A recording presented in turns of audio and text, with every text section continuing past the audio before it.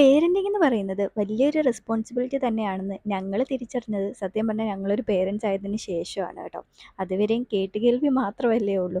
മറ്റുള്ളവർ പറഞ്ഞുള്ള അറിവ് മാത്രമല്ലേ ഉള്ളൂ. നമ്മുടെ എക്സ്പീരിയൻസിൽ നിന്നും നമ്മൾ പഠിക്കുമ്പോൾ അല്ലേ ഓരോ കാര്യങ്ങളും നമ്മൾ കൂടുതലും മനസ്സിലാക്കുന്നത്.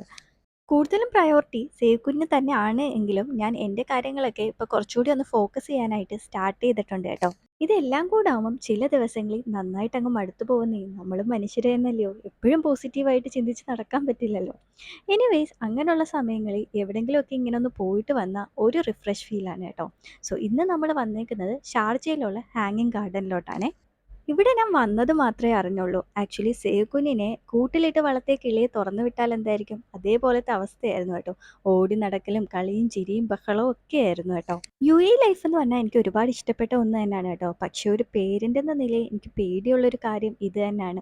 ഇവിടെ എന്ന് പറഞ്ഞാൽ ഒരു ഫ്ലാറ്റിലിട്ട് അടച്ചല്ലേ കുഞ്ഞുങ്ങൾ കൂടുതലും വളർത്തുന്നത്. അതുകൊണ്ട് തന്നെ അവർക്ക് സോഷ്യൽ ഇൻട്രാക്ഷൻ കുറഞ്ഞു പോകുമെന്ന് എനിക്ക് നന്നായിട്ട് പേടിയുണ്ട് കേട്ടോ. നാട്ടിലൊക്കെ എല്ലാവരും കൂടി ഇരുന്നുള്ള കളിയും ചിരിയും ബഹളവും ഒന്നും ഇവിടെ കിട്ടുന്നില്ലല്ലോ. സോ അത് എനിക്ക് നല്ലൊരു പേടിയുള്ള കാര്യമാണ് കേട്ടോ. ചിലപ്പോഴൊക്കെ ഞാൻ കുറച്ച് ബിസിയായി പോകുമ്പോഴൊക്കെ സേകുഞ്ഞ് ഒറ്റയ്ക്കിരുന്ന് കളിക്കുന്നതൊക്കെ കാണുമ്പോൾ എനിക്ക് സത്യം പറഞ്ഞാൽ വിഷമം തോന്നാറുണ്ട് കേട്ടോ. നാട്ടിലെ ആ ഒരു കളിയും ചിരിയും ബഹളവും എല്ലാം അവൾ നന്നായിട്ട് മിസ് ചെയ്യുന്നുണ്ട്. പക്ഷേ നമ്മുടെ സാഹചര്യങ്ങൾ ഇങ്ങനെയല്ലേ, വേറെന്ത് ചെയ്യാനായിട്ട് പറ്റും?